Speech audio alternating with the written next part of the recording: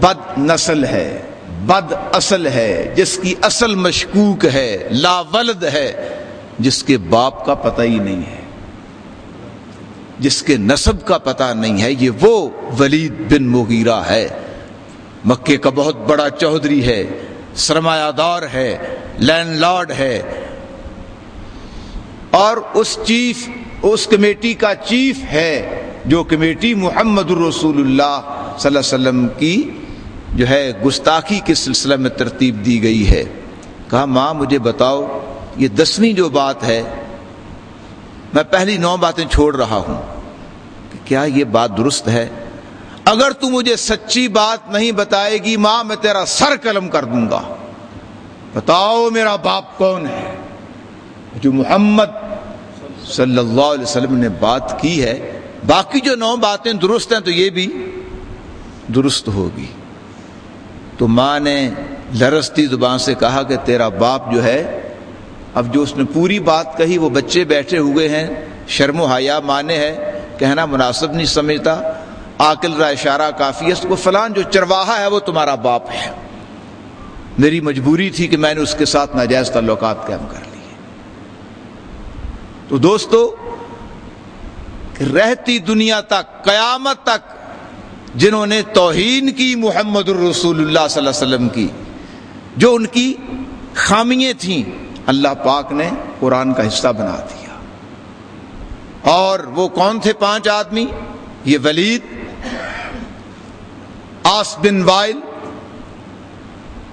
اسود بن یغوس، اسود بن مطلب، 4 ہو گئے، اور حارث بن قیس۔ یہ 5 وہ لعین تھے جو محمد الرسول اللہ صلی اللہ علیہ وسلم کی شان میں گستاخیاں کیا کرتے تھے۔ ایک دن محمد الرسول اللہ صلی اللہ علیہ وسلم بیت اللہ میں تشریف لاتے ہیں، یہ 5 بھی وہاں بیٹھے ہوئے ہیں، اور انہوں نے بہت پریشان کر رکھا تھا محمد الرسول اللہ صلی اللہ علیہ وسلم۔ کوئی آنکھیں مٹکاتا ہے، کوئی اشارے کرتا ہے، کوئی شاعر کہتا ہے، کوئی مجنوں کہتا ہے، کوئی دیوانہ کہتا ہے، کوئی کاہن کہتا ہے، کوئی کچھ کہتا ہے، کوئی کچھ کہتا ہے، اور یہ بیت اللہ کے دروازے کے باہر بیٹھ جاتا۔ لوگ آ کے پوچھتے کہ محمد صلی اللہ علیہ وسلم کیا شاعر ہیں؟ دوسرا آتا کیا وہ جادوگر ہیں؟ تیسرا آتا کیا وہ پاگل ہیں؟ استغفر اللہ، الیاذ باللہ، وہ دیوانے ہیں، مجنوں ہیں؟ یہ بڑا خوش ہوتا کہ ہماری جو سازش ہے، ہماری جو پلاننگ ہے وہ بڑی کامیاب جا رہی ہے، جی میں خوش ہوتا، بغلیں بجاتا۔ محمد الرسول اللہ صلی اللہ علیہ وسلم سخت پریشان ہو گئے ان کے اس رویے سے۔ اللہ نے جب دیکھا کہ میرا حبیب پریشان ہے، میرے دوستو جبریل علیہ السلام آتے ہیں، دیکھا کہ اللہ کا محبوب پریشان، اور محمد اللہ کے محبوب، اللہ محمد کے محبوب صلی اللہ ان الذین یؤذون اللہ ورسولہ، ان الذین یؤذون اللہ ورسولہ لعنهم اللہ فی الدنیا والآخرہ وأعد لهم عذابا مہینا۔ فرمایا جو میرے حبیب کو پریشان کرتا ہے، ان کی دل آزاری کرتا ہے، ہمیں تکلیف ہوتی ہے۔ حضور علیہ الصلوۃ والسلام کی دل آزاری کرنے والا، اس سے اللہ کو تکلیف ہوتی ہے۔ ظاہر ہے حضور اللہ کے محبوب ہیں، جس سے آپ کو محبت ہوگی، جو آپ کا محبوب ہوگا، جس سے آپ کا تعلق ہوگا، اور اگر کوئی اس کے ساتھ کوئی بدتمیزی کرتا ہے تو آپ کے لیے یہ بات ناگوار ہوگی۔ تو محمد الرسول اللہ صلی اللہ علیہ وسلم چونکہ اللہ کے محبوب ہیں تو اللہ کو یہ بات ناگوار گزری۔ کہا جبریل جاؤ فوراً اس کا نوٹس لو۔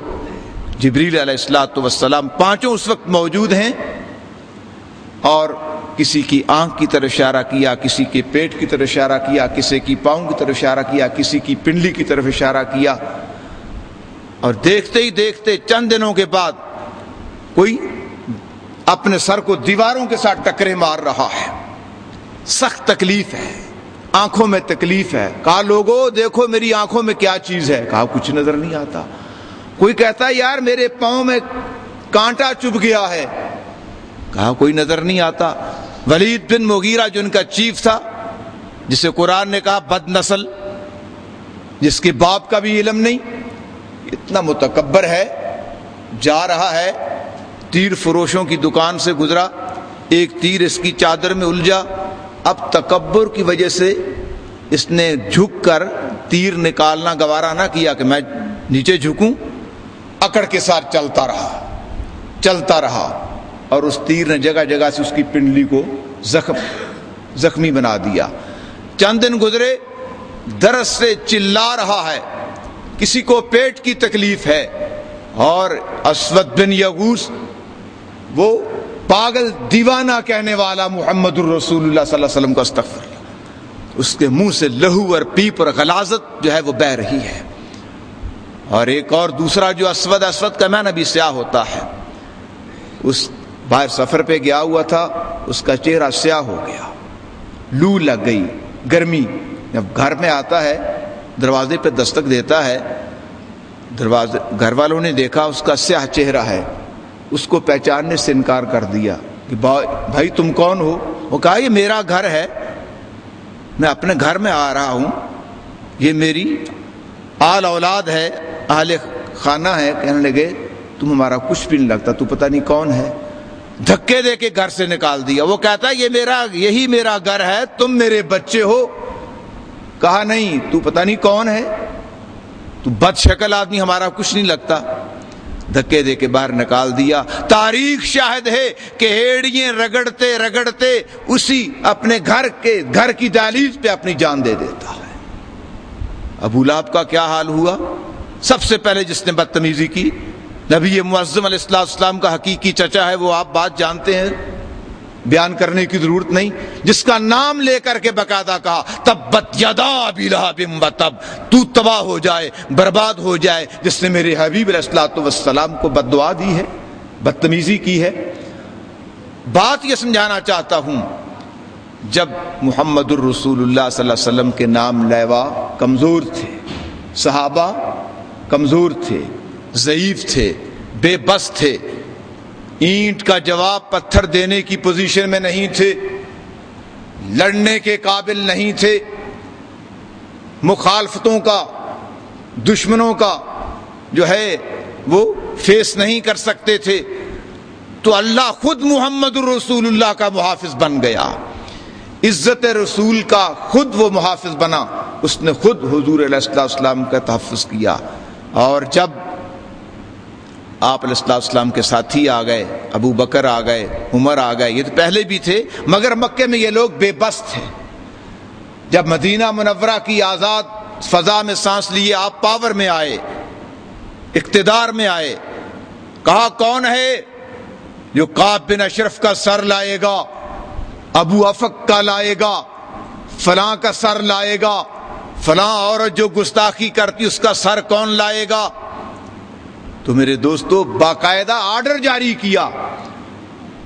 غزوہ بدر کے موقع پہ آپ جانتے ہیں 80 قیدی، نہ 70 قیدی آئے، 70 قیدی میں سے 68 کو چھوڑ دیا، معاف کر دیا، مگر 2 قیدی ان کے سر قلم کر دیے۔ ایک عقبہ تھا، وہ جس نے بیت اللہ میں آپ کے اوپر اونٹ کی اوجری رکھی تھی، وہ عقبہ جس نے سرکار دو عالم علیہ السلام کے گلے میں پٹکا ڈال کر تاؤ دیا تھا اور آپ علیہ السلام کی آنکھیں باہر آ گئی تھی، یہ وہ عقبہ تھا۔ کہا اس کا سر قلم کر دیا جائے، نضر بن حارث کا سر قلم کر دیا جائے، ابن قتل اور اس کی لونڈیوں کا سر قلم کر دیا جائے، وہ غلاف کعبہ سے لپٹے ہوئے پائے جائیں تو ان کا سر قلم کر دیا جائے۔ دوستو یہ کس وقت تھا؟ جب پاور میں آئے تو باقاعدہ اعلان کیا فلاں کا سر قلم کر دو، فلاں کا سر قلم کر دو، فلاں کا سر کون لائے گا۔